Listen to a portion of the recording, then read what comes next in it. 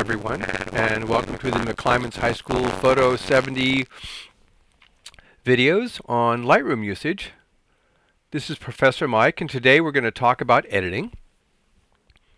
We are going to learn how to choose the ones we want to keep and how to mark the ones we want to get rid of to help us to focus on our major ideas when we take photographs. Let's do a little bit of review. In the main section of the main viewing area, we are in the grid view. And the grid view is noted down here in the little icon here, that's grid view. The one next to it is called the loop view, and the loop is the thing that a photographer looks through to check the sharpness of the negatives. So we click on the loop view, and whatever was highlighted there gets blown up big. Let's go back to the grid view. Notice down here in the film strip that whenever I click on one of these, down here in the film strip, let's click on the curved terraces. The curved terraces become highlighted up here. Also, you'll notice that as I pan through all of these film strips, the navigator up in the upper left corner sees all of these images. We'll use that tool differently later on. I want to remind you that we are able to take a bigger look at these images by selecting one and double-clicking on it, and you can see it blown up big. And you can see how beautiful and sharp it is. And I can blow it up even larger, and you can see that it's kind of bitty and fuzzy, and that's the computer loading up all of this information. It's a really large file, and now you can see when it's nice and crisp. It's almost startling when it's that crisp. When things are in focus, you can tell. You learn that. There's an impact that they have. Anyhow, let's click on it again and drag it left and drag it right. And I'll click up here and drag it around. And I'll click down here and hold it and drag it around. I click down here and I can see nice and sharp. Ooh, boy, that is a sharp photo in any event. So click and drag, click and drag, click and drag. You can move it around and you can take a look at what your image is doing. We'll click on it one more time. We'll make it small. All right. So what we want to do now is we want to get back into the grid view, and let's take a look at a couple of images that we can compare to each other and make choices about which one we like and which one we don't. We have here Rochelle speaking to a business group, and I'm going to show you a new tool. On your keyboard there are arrows, and you press the arrow pointing to the right, and you see the next image on the film strip. Let's go back by pressing the arrow that points left. Let's go back by pressing the arrow that goes right. Back and forth and back and forth and back and forth. And it's interesting because this shows you exactly the difference between two images. I'm looking at Rochelle here, and I'm looking at Rochelle here. I'm looking at Rochelle here, looking at Rochelle here. This image tells me that she is speaking to us and she's being thoughtful and expressive. This image of her, not so much. She's pushing. She's explaining. It's not nearly as nice. I want you to look over by the mirror there, and you see Lawrence over there getting coffee. And if I go back to this one, he's gone. There's Lawrence again. He's gone. There's Lawrence again. He's gone. So for me, it's real clear that I want to tell the story of Rochelle sharing with her business group. I want to keep this image. I want to select this image. I want to choose this image as something I want to use. And Lightroom gives us the ability to do that. And here's how. I want to choose this by pressing the letter P on my keyboard. Bing. Flag as picked, it says. And if I go into the grid view, you can look here and you can see that I have a white flag. Right? If I'm not sure I want to do that and I want to unpick it, I press U, I get rid of it. you see that flag has disappeared. But I'm absolutely certain I want to pick it, so I press P, flag as picked, and I see the white flag.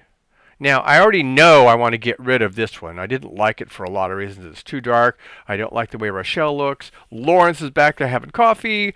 In order to mark it as something I do not want to keep, or I do not want to use, I'm going to press X. And you will notice that right here, there's a black flag. Photo is rejected. Now, it hasn't gone anywhere yet, really. We just marked it for rejection. Let's move on to another couple images.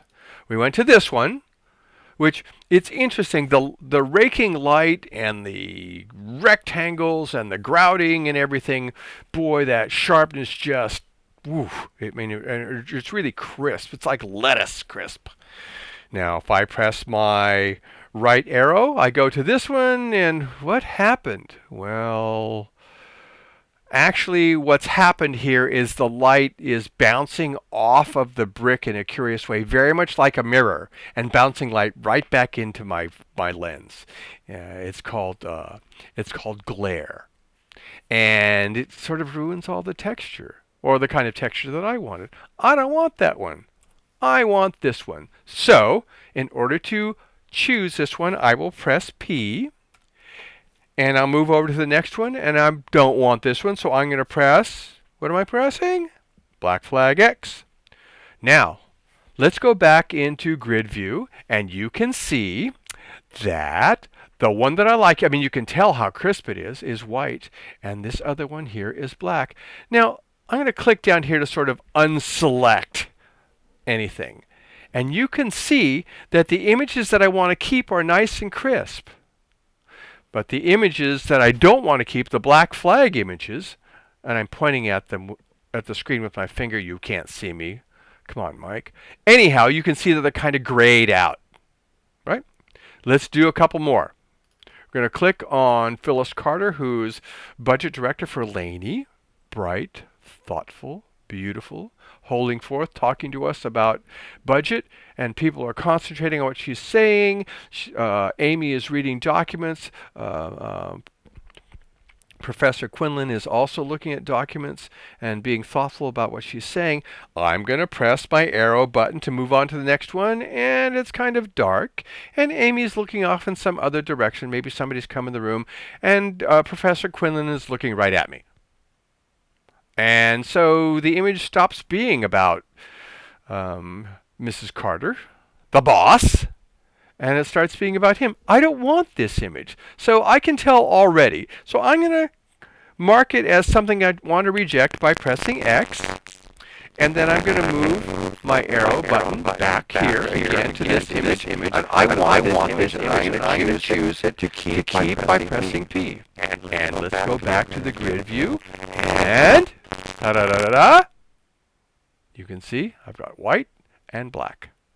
The one where Professor Quinlan's looking at me and Amy's looking away off at somebody who's walked in the door, not so good. It's gone. Very quickly, we'll do Elnora Webb, who is the president of Laney College. Very bright, thoughtful, warm, wonderful, wonderful woman. And you can see she's sort of blocking her face here, and there's a shadow over here over Chancellor Laguerre, who's the big boss. And so that's not a good thing. And this lady's fixing her glasses. Well, we're going to press the arrow on the keyboard, and we'll see in the other image that all of a sudden Professor Webb is looking at me and smiling, and her hand is out of the way, and that shadow is not so big on the Chancellor's face, and this lady is not messing with her glasses. Huh? Right?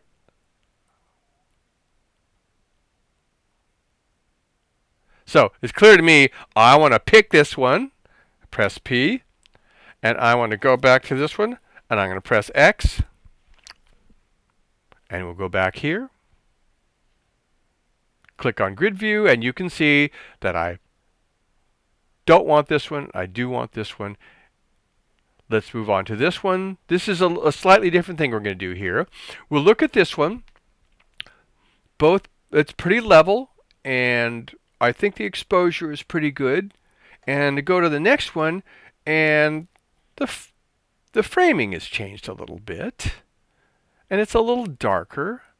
But from what I know about this exposure, I think this exposure is going to be better. I'm not exactly sure, but I'm thinking. You can see lots of nice tones in the lighter concrete in this one, and you can see nice tones in the wall. You go back to this one, it looks a little burnt out. There's still detail there, but this is the one that I want. So I'm going to press P, but if I go to this one, I'm still not sure. So I'm not going to mark it black. I'm going to keep it around until I have a chance to spend some time with it and work on it. All right? So now what I end up with, we'll go back here, and I'll click down here to unselect all these, and you can see that I have 1, 2, 3, 4 black flags, bunch of white flags. But the black flags are the ones I'm going to get rid of because I just am not going to use them. I know they're not good. So what I'm going to do is I'm going to go over to Edit up here at the top on the left, Edit, see? Click on Edit and go down to Select by Flag and go to Rejected, and it's selecting the rejected. See, they're highlighted. And then I'm going to go into Photo, and I'm going to go to Delete Rejected Photos. Click on that, and now the only images in our central viewing area are the ones I'm going to remove. And now they are seeable, but that's only because they have been selected for this process, and I'm going to click on the blue button to remove them, and they're going to be gone. And now, instead of the 18 images I started with, I have 14. And I can make them a little bit larger, and that makes looking at them all at once a little bit easier. And you'll notice that everything's a little bit more even. Even though they're different images, this is a little bit more even. And I'm starting to get a clearer idea of what my point is, what I'm trying to do. And this is the main function of the editing that we do. When we first did importing, we did some similar things. Perhaps you will remember in the previous video, I had some black images that were totally useless and some other images that were just sort of messing around that weren't useful. And I knew I wasn't going to use those, and so I didn't even import them. Well, that's one step. The next step was getting 18 images in front of me and spending some time comparing 2 images that were close, that were similar, and deciding which one I wanted to keep and which one I didn't want to keep. As a consequence, I got rid of 4 images, and now my selection process is getting a little bit clearer, and what I want to do with images is becoming a little bit clearer. Okay? So I think that'll be it for today. There we have our little video on editing, and I hope this will help you to focus on what we do. Thank you for your kind attention.